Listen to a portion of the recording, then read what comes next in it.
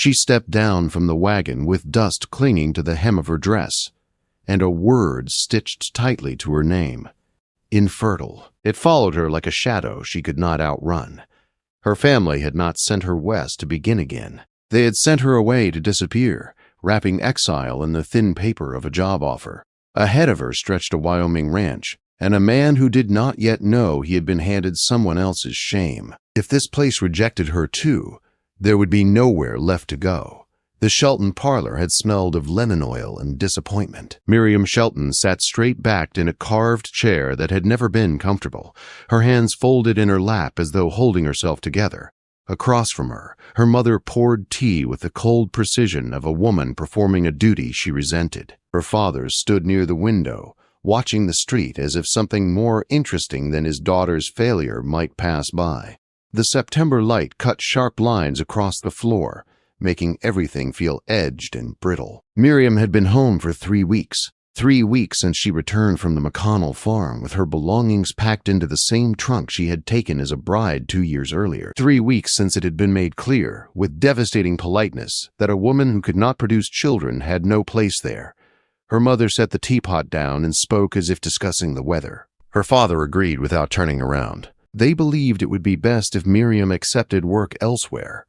Employment, they called it. Domestic work, her mother said, smoothing the words like they might soften the blow. A rancher near the Wyoming border needed help, room and board in exchange for cooking and cleaning. Miriam understood immediately. This was not opportunity. This was removal. When she asked if she could refuse, her mother's cup paused midair. You won't refuse. It was not a question. That night, Miriam packed the attic room she had been given, too small to feel welcome and too cold to feel cared for. She folded dresses and aprons, packed a recipe book her mother would not miss, and a silver locket with no portrait inside.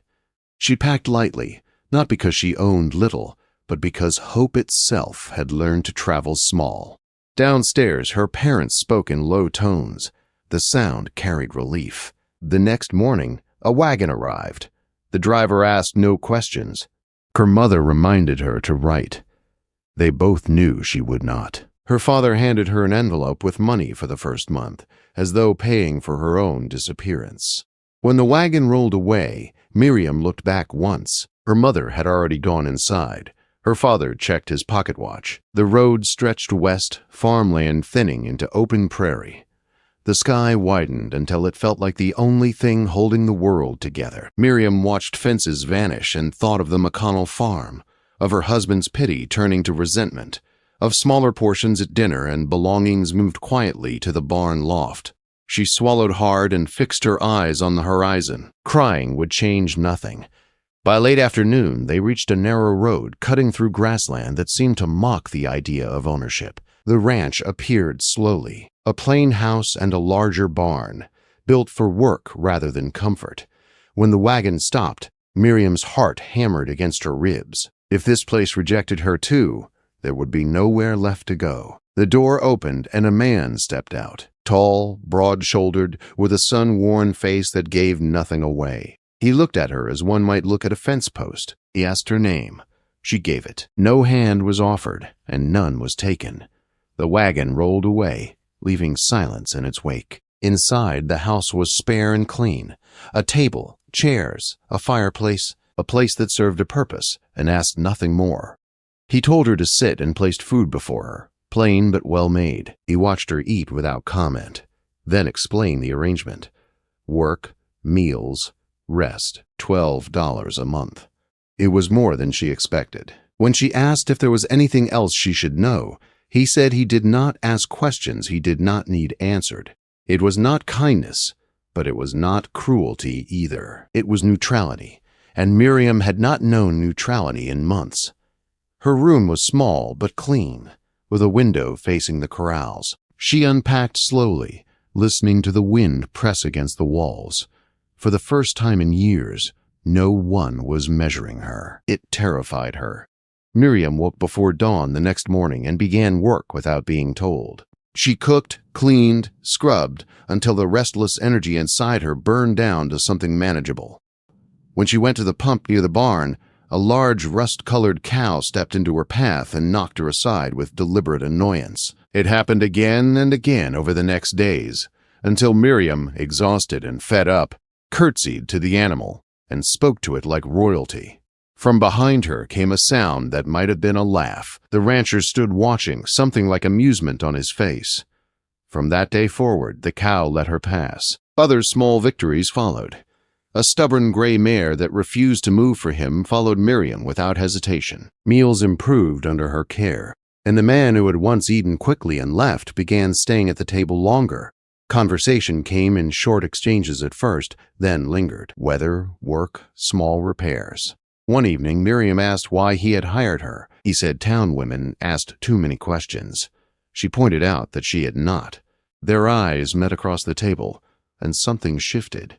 Autumn settled over the ranch. Braxton began lingering after supper. Miriam began asking careful questions. Where he had come from, how long he had been there. He answered plainly and asked his own in return. One evening, he asked if she had ever done something just because she wanted to.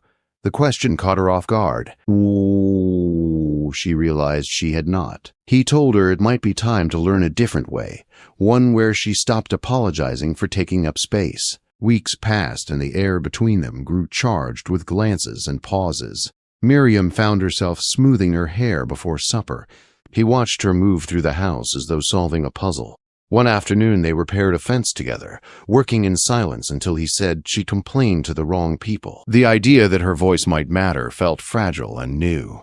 By November, frost crept into the mornings. Evenings were spent by the fire, quiet and companionable. One night he told her she did not flinch anymore. The house, the land, the steady work had given her something she had never known: safety without judgment. When he asked if he was reading things wrong, she surprised herself by saying he was not. The kiss that followed was deliberate and unhurried, filled with certainty rather than doubt. When they pulled apart, her heart raced, but she did not step back. For the first time, she did not retreat before rejection could find her. As the fire crackled and the wind moved through the prairie grass outside, Miriam knew something had changed. What had been meant to diminish her had instead given her space to grow, and she sensed that whatever came next would alter her life forever. Winter tightened its grip on the ranch, but inside the house something warm and steady took root. After that first kiss, nothing was said out loud for days, yet everything had changed. Braxton did not rush her. He did not press or demand explanations. He simply stayed. He stayed at the table longer, by the fire later, in the quiet spaces where Miriam had learned to brace herself for disappointment. Instead of disappointment, she found calm. Their closeness grew in small, careful ways. A hand brushing hers when passing a plate. His coat placed over her shoulders without comment when the nights turned sharp. Her laughter coming easier, louder than she remembered it ever being. The ranch itself seemed to settle around them, as if approving the shift. Work continued, steady and honest. Miriam learned the rhythms of the land. She learned when cattle needed water before they bawled for it, when bread dough needed more time because the air was cold, when Braxton needed silence more than words. In return, he learned her habits. He noticed when she grew tired and stepped in without making her feel small. He listened when she spoke, really listened, and that alone felt like a gift she had never been given. One evening, as snow fell soft and thick outside, Braxton asked her to sit with him by the fire. He did not dress the moment up. He did not stumble over speeches. He simply told her the truth. He told her he wanted her there, not as hired help, not as charity, but because his life was better with her in it. Miriam felt fear rise, sharp and familiar, but she did not let it rule her. She told him she wanted the same. From that night on, they were no longer circling each other. They moved forward together, quietly, deliberately. There was no scandal, no drama, just two people choosing each other in a place that asked for work and rewarded honesty. As the weeks passed, Miriam noticed changes in herself. At first, she ignored them. Fatigue was easy to explain. Winter was long and the work was demanding. When nausea followed, she blamed poor sleep or spoiled food. She had learned not to hope for things that had already been taken from her once. But the signs grew harder to dismiss. The smell of coffee turned her stomach. Her dresses felt tighter. One morning she was sick behind the barn before the sun had fully risen. Braxton noticed immediately. He did not scold. He did not dismiss it. He told her they were going to town. The ride was quiet, Miriam holding tightly to him as the horse carried them over frozen ground. The doctor's office was small and smelled of dust and old paper. The examination was brief but thorough. When the doctor spoke, the words landed heavy and unreal. She was with child. Miriam felt the room tilt. She had been told for years that this was impossible. She had built her identity around that impossibility, had been punished for it, cast aside because of it. Her first response was denial. Her second was fear. But when the doctor added that there was a strong chance she was carrying more than one child, fear gave way to shock so deep it stole her breath. Braxton did not speak at first. He stood very still, as though grounding himself. Then he looked at her, and she saw something in his eyes she had never seen directed at her before. Pride, wonder, joy. On the ride home, Miriam cried, not quietly, not politely, but fully, with sobs that shook her body. Braxton held her as best he could on horseback, murmuring reassurances that felt solid and real. He told her they would handle whatever came. He told her she was not alone. He told her he loved her. He asked her to marry him that very day, not as obligation, not because of the child, but because he had wanted to, long before the doctor ever spoke. Miriam said yes, without hesitation. For the first time in her life, she felt chosen. They married quietly in town 2 weeks later. There were no guests, no celebration, only a simple ceremony and a certainty that did not need witnesses. When they returned to the ranch as husband and wife, the land greeted them the same way it always had, with wind and wide sky and the promise of work. Pregnancy changed Miriam in ways she had not expected. Her body grew heavy and strong at the same time. Some days she felt fragile, other days powerful beyond words. Braxton watched her carefully, learning when to step in and when to let her prove to herself that she could still do things on her own. As winter gave way to spring, the doctor confirmed what he had first suspected. There were 2 children, twins, 2 steady heartbeats where Miriam had been told there would never be one. The knowledge frightened her, but it also filled her with a fierce determination. She had been underestimated her entire life. She would not underestimate herself now. The birth came on a clear spring night, long and exhausting and overwhelming. The ranch house, once quiet, filled with urgency and voices and effort. When it was over, Miriam lay spent but alive. 2 small cries cutting through the air like proof of something miraculous. 2 boys. Healthy, real. Braxton wept openly when he held them. He did not try to hide it. He did not apologize for it. He looked at Miriam as though she had rewritten the world. The months that followed were hard, harder than anything Miriam had known. Sleep was scarce. Her body ached. Some days she felt she did nothing but feed and rock and worry. But there was joy threaded through the exhaustion, the weight of a child against her chest, the sound of Braxton singing badly at night to calm them. The quiet moments when the house finally slept, and she realized she was still standing. The ranch changed with them. It grew louder, messier, fuller. Braxton expanded the herd. Miriam planted a garden that thrived under her care. Neighbors came and went, some curious, some kind, some simply surprised. Word traveled faster than Miriam expected. The infertile daughter had returned west with twins. She did not care. By the time summer arrived, Miriam had found herself again. Not the girl who had been sent away in shame, but a woman who had built something lasting. The ranch prospered. The children grew strong. And for the first time, Miriam understood that what had been meant as cruelty had given her freedom. What her family had tried to erase had become the foundation of everything she now held dear. And she knew, deep in her bones, that the life ahead would not be easy, but it would be hers. By the time the twins were old enough to walk without falling every few steps, the ranch no longer felt like the edge of the world. It felt like the center of one. The house that had once echoed with quiet now held constant sound. Small feet on wooden floors, laughter that came suddenly and often. The low hum of life lived fully. Miriam woke each morning before the sun, as she always had, but now there were small voices calling for her before she even reached the stove. Troy rose slowly, thoughtful, even as a toddler, studying everything before deciding what to do with it. Edward moved fast and without hesitation, curious about everything and careful about nothing. Braxton joked that between the two of them they balanced each other out. Miriam thought they balanced him too. Life was not gentle, but it was honest. Some days were hard, very hard. There were sick animals, broken fences, nights when one child cried while the other slept, and then they traded places. There were moments when Miriam felt stretched thin and wondered how she had become responsible for so much.